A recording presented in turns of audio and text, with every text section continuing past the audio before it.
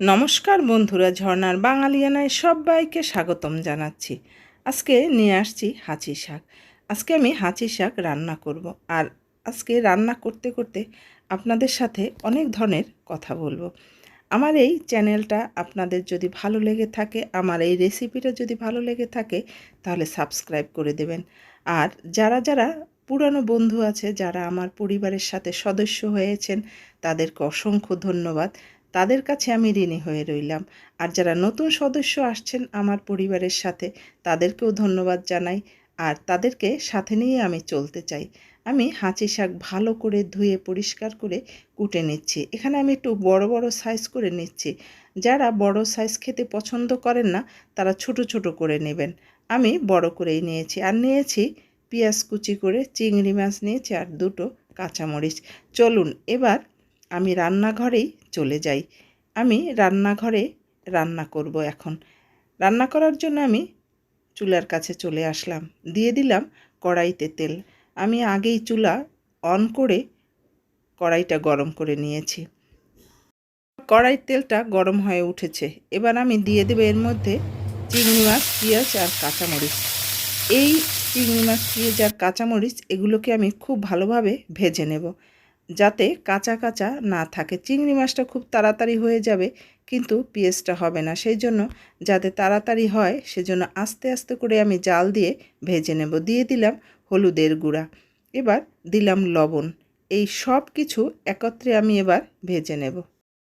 হাঁচি শাক খেতে কিন্তু দারুণ লাগে। এই শাকটার স্বাদ অতুলনীয়।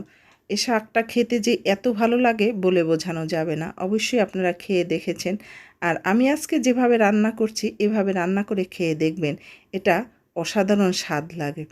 আর অনেকেই অনেকভাবে রান্না করেন। কেউ হাঁচি শাক বড় বড় করে কাটে, কেউ ছোট ছোট করে কাটে। কিন্তু যে যেভাবেই কাটুক না কেন, এর স্বাদ আসলেই ভোলা যায় না।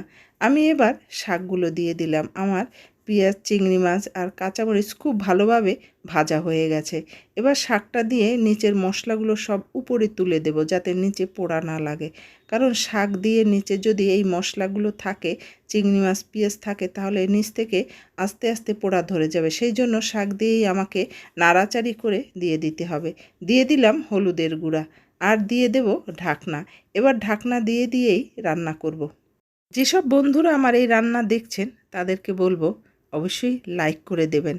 আর যদি আপনার কিছু জানার থাকে বা জিজ্ঞেস করার থাকে, তা অবশ্যই কমেন্টের ঘরে লিখে দেবেন। তাহলে আমার বুঝতে সুবিধা হবে।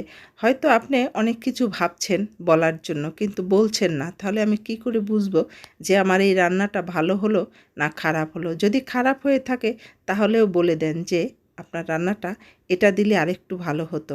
আমার শাকটা কিন্তু প্রায় অর্ধেকটা হয়ে গেছে। এবার আমি একটু চামচ দিয়ে নেড়েচেড়ে দেবো, যাতে এই শাকটা খুব ভালোভাবে আরও একটু নরম করা যায়। চিংড়ি মাছ আর পেঁয়াজ দেওয়ার জন্য এই শাকটার কিন্তু স্বাদ অনেক চেঞ্জ হয়ে যায়। অনেকে আছে নিরামিষ খান, তারা কিন্তু চিংড়ি মাছ, পেঁয়াজ দিয়ে খান না।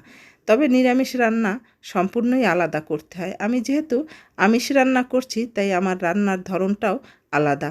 আমি এবার আস্তে আস্তে চামচ দিয়ে টাকায় টাকায় একটু নরম করে দেব, যাতে শাকটা এই মিশে যায় একত্রে, একে অপরের সাথে মিশে যায়, ছাড়া ছাড়া না থাকে, একটু মাখো মাখো থাকে। তাই চামচ দিয়ে একটু পিটিয়ে পিটিয়ে দিচ্ছি। আমার শাক কিন্তু হয়ে গেল। এবার পরিবেশনের পালা। আবার বলছি, যে যেখানে বসে দেখছেন, যদি আপনাদের ভালো লেগে থাকে, তাহলে অবশ্যই সাবস্ক্রাইব করে দেবেন। আর আমার পরিবারের সাথে সদস্য হয়ে যাবেন। ভালো থাকবেন, সুস্থ থাকবেন। আবার নতুন একটা রেসিপি নিয়ে আপনাদের সামনে হাজির হব। ততক্ষণ পর্যন্ত ধন্যবাদ সবাইকে।